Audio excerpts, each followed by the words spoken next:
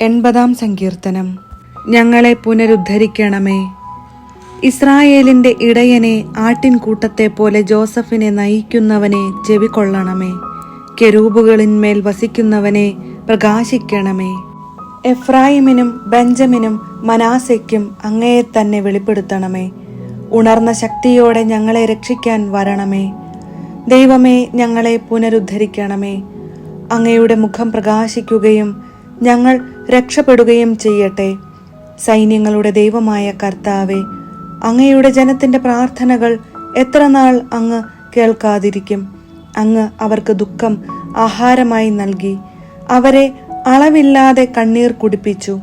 അങ്ങ് ഞങ്ങളെ അയൽക്കാർക്ക് നിന്ദാപാത്രമാക്കി. ഞങ്ങളുടെ ശത്രുക്കൾ പരിഹസിച്ചു ചിരിക്കുന്നു. സൈന്യങ്ങളുടെ ദൈവമായ കർത്താവേ, ഞങ്ങളെ പുനരുദ്ധരിക്കണമേ. അങ്ങയുടെ മുഖം പ്രകാശിക്കുകയും ഞങ്ങൾ രക്ഷപ്പെടുകയും ചെയ്യട്ടെ. ഈജിപ്തിൽ നിന്ന് അവിടുന്ന് ഒരു മുന്തിരിവള്ളി കൊണ്ടുവന്നു. ജനതകളെ പുറത്താക്കി അത് നട്ടുപിടിപ്പിച്ചു. അവിടുന്ന് അതിനുവേണ്ടി തടമൊരുക്കി. അത് വേരൂന്നി വളർന്നു, ദേശം മുഴുവനും പടർന്നു. അതിന്റെ തണൽ കൊണ്ട് പർവ്വതങ്ങളും അതിന്റെ ശാഖകൾ കൊണ്ട് കൂറ്റൻ ദേവദാരുക്കളും മൂടി.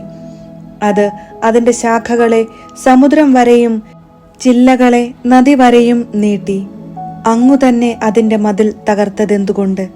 വഴിപോക്കർ അതിന്റെ ഫലം പറിക്കുന്നു.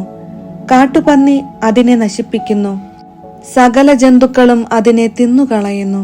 സൈന്യങ്ങളുടെ ദൈവമേ, ഞങ്ങളിലേക്ക് തിരിയണമേ. സ്വർഗത്തിൽ നിന്ന് നോക്കിക്കാണണമേ. ഈ മുന്തിരിവള്ളിയെ, അങ്ങയുടെ വലതുകൈ നട്ട ഈ മുന്തിരിവള്ളിയെ പരിഗണിക്കണമേ. അവർ അതിനെ അഗ്നിക്കിരയാക്കുകയും വെട്ടി വീഴ്ത്തുകയും ചെയ്തു. അങ്ങയുടെ മുഖത്തുനിന്നു വരുന്ന ശാസനയാൽ അവർ നശിച്ചു പോകട്ടെ. എന്നാൽ അങ്ങയുടെ കരം അങ്ങയുടെ വലത്തുവശത്തു നിർത്തിയിരിക്കുന്നവന്റെ മേൽ, അങ്ങേക്ക് ശുശ്രൂഷ ചെയ്യാൻ ശക്തനാക്കിയ മനുഷ്യപുത്രന്റെ മേൽ ഉണ്ടായിരിക്കട്ടെ. അപ്പോൾ ഞങ്ങൾ അങ്ങിൽ നിന്ന് ഒരിക്കലും പിന്തിരിയുകയില്ല. ഞങ്ങൾക്ക് ജീവൻ നൽകണമേ. ഞങ്ങൾ അങ്ങയുടെ നാമം വിളിച്ചപേക്ഷിക്കും.